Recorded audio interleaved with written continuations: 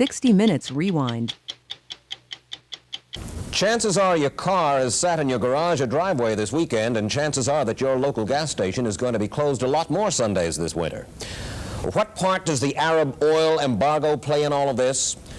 One Middle East monarch thinks that you're being sold a bill of goods. To try to understand something of the background of the oil shortage, a 60 Minutes crew has spent the last 3 weeks in the Middle East, in Saudi Arabia and Iran, the two largest oil exporting countries in the world. Our story on Saudi Arabia is still in work, but in Iran, earlier this week, we went to see the man who runs that country and, in effect, its oil industry. Shah Mohammed Reza Pahlavi is not an Arab. He makes a point of calling himself Aryan. And unlike the Arabs, he will sell oil to anyone if the price is right. Along with the Arabs, he is a member of OPEC, the Organization of Petroleum Exporting Countries. That's the group that is holding the world's feet to the fire with the rocketing price of oil. This week in Tehran, the Shah offered to put up $1 billion, and he can afford it, of his oil money, for a fund that would cushion the devastating economic effect of the oil crunch on the have-not nations. And he took time out in his Niavaran palace to talk to us. Sheikh Yamani told me a week ago in Riyadh that he was very optimistic that during February there was going to come the disengagement between Syria and Israel and the oil embargo would be lifted. He was optimistic. That optimism obviously has turned sour. Why? Do you know?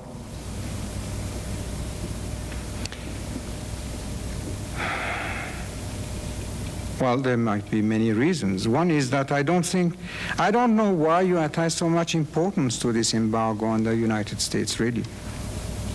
Why should you care about that? You are not short of oil. Have you seen the lines of cars stretching for blocks, in some cases for miles, waiting to get gas? I have seen the pictures. And you cannot But you have imported more oil than any time in the past. Well, not recently, we haven't. You have? You mean we are still importing more oil than we were, let's say, in September? You believe that? I can't say for sure. But what is certain is that you are not importing less. Than we were importing last September? Then this whole thing is a fraud? You know that ships are changing their destinations 2 or 3 times in the oceans. You sell the oil for a certain destination and it ends up somewhere else. What you seem to be saying is that there is some fraud involved, that there is something going on that doesn't meet the eye. Oh, something is going on for sure. And who is being enriched by it? The oil companies. The oil companies. You know that one oil company has made 67% interest this year and another one even more? Well, the president of Aramco acknowledges. Yes? Not the president, the chairman of the board of Aramco acknowledged to us that their profits, the parent company, will go up by 400% yes. next year, just as Iran's profits will go up by 400%. Yes, but this is our wealth, our natural wealth. For them, it's only a question of manipulation. As you know, I have been across the Gulf that you call Persian and they call Arabian. Why do you call it Gulf? You have been to school, haven't you? Yes. What was the name that you have read during your school days? Persian Gulf. All right. But they do call it Arabian Gulf. Well, they can do many things. And they find an irony in the oil situation in this. They say, we impose the embargo against the United States, for instance, and the European countries. That drives the cost of oil up. Who benefits from the embargo? Iran, the Shah. Shah, who is the friend of Israel, benefits from the high price of oil caused by our embargo. Yeah, but only enemies of Iran could have told you that. First of all, why friend of Israel? Why? In what sense? Oh, economic cooperation. How much? I don't know the extent of it. It doesn't come even to $2 or $3 million a year. Intelligence cooperation. That's You can get that kind of intelligence even in reading American newspapers. It is common knowledge that they trained or helped to train your secret police, the Savak. You do have a relationship with the Israelis, there's no doubt. Yes, that's ridiculous, but we have the same relationship with all the friendly Arab countries that we train also in this country. This means nothing. The industrial nations, among them, of course, the United States, feel that you, sir, have pushed too far, too fast, and that you can trigger worldwide depression by doing it.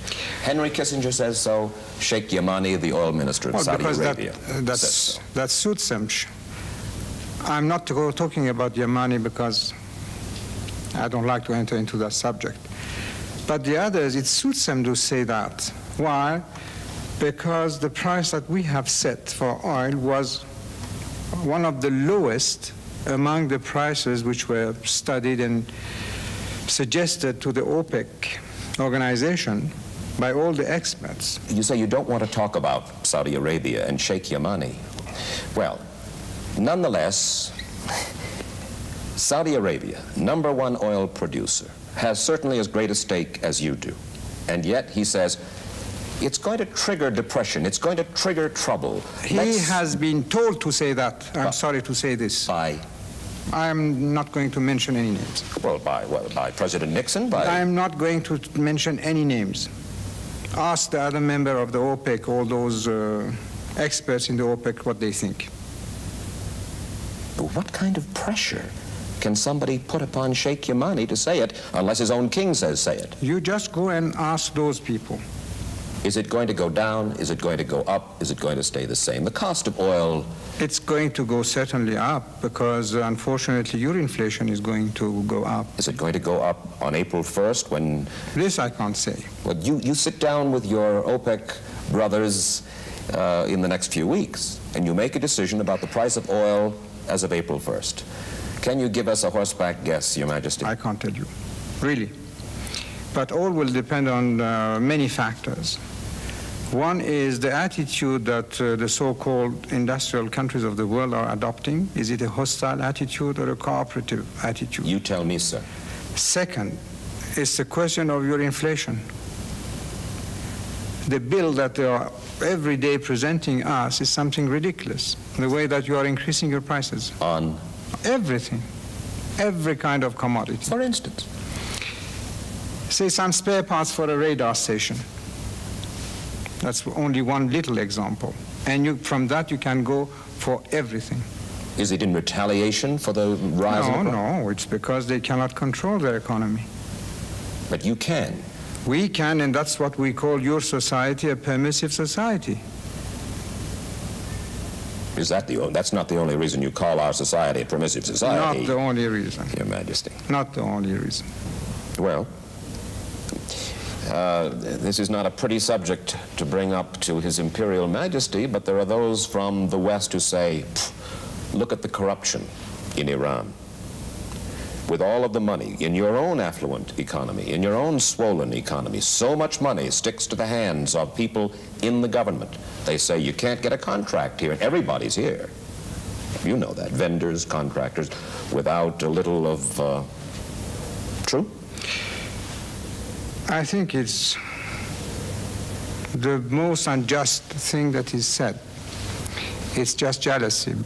For instance, the military purchases, it's government to government. If there is a corruption, it's from your government or the government of every other country from which we buy.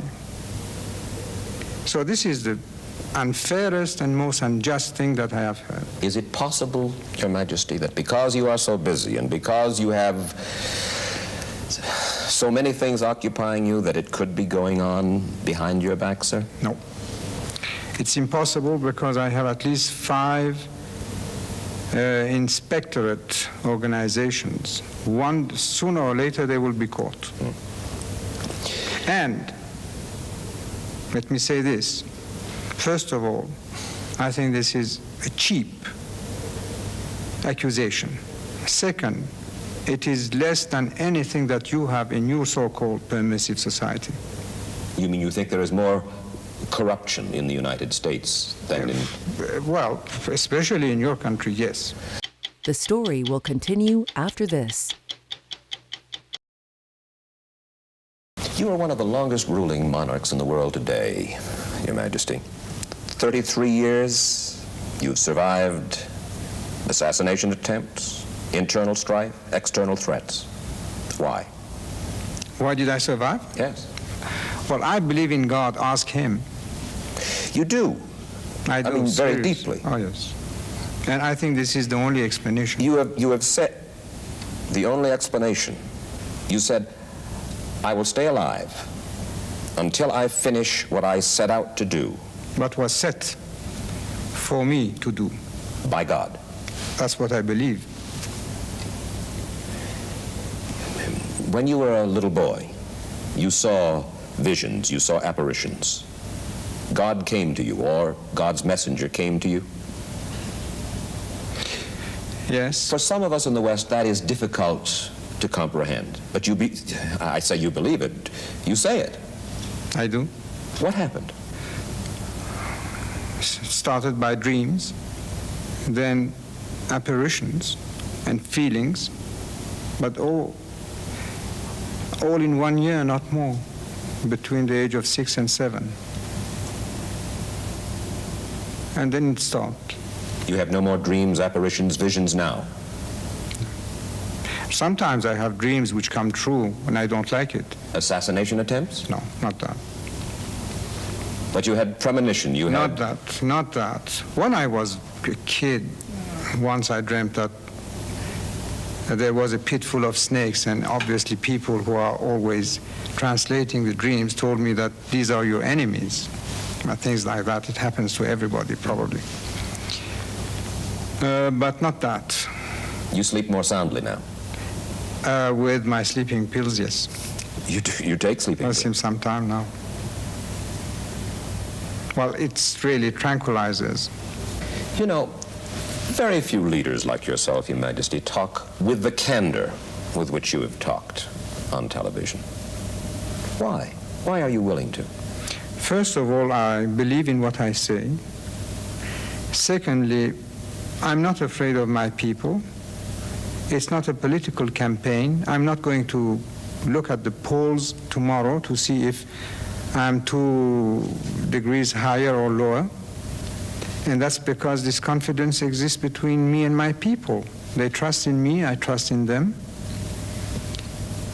I believe that I know the job. So I'm not trembling in thinking or saying what I say, because I know that tomorrow I won't have to go to the polls.